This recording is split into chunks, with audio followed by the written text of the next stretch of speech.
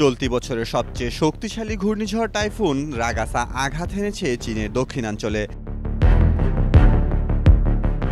এর আগে তাইওয়ানে এই ঘূর্ণিঝড়ের আঘাতে অন্তত ১৫ জন প্রাণ হারিয়েছেন এবং নিখোঁজ রয়েছেন আরও ১৭ জন। তাইওয়ানে ব্যাপক বৃষ্টি ও জলোচ্ছ্বাসের পর ঘূর্ণিঝড়টি হংকংয়ে আছড়ে পড়ে।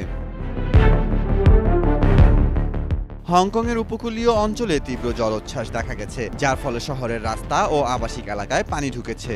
ঘূর্ণিঝড়টি চীনের মূল ভূখণ্ডে পৌঁছানোর পর কর্তৃপক্ষ সর্বোচ্চ সতর্কতা জারি করে। প্রায় ৭,৭০,০০০ মানুষকে নিরাপদ স্থানে সরিয়ে নেওয়া হয়েছে। আশ্রয়কেন্দ্রগুলোতে মানুষের ভিড় বেড়েছে।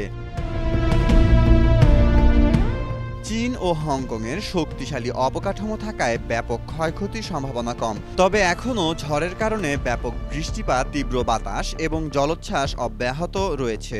বিশেষজ্ঞরা আরও সতর্ক করেছেন যে এই ঘূর্ণিঝড় গাছ ও বিদ্যুতের খুঁটি উপড়ে ফেলতে এবং ভবন ক্ষতিগ্রস্ত করতে সক্ষম। মেহেদী মাসুদ, জনকণ্ঠ।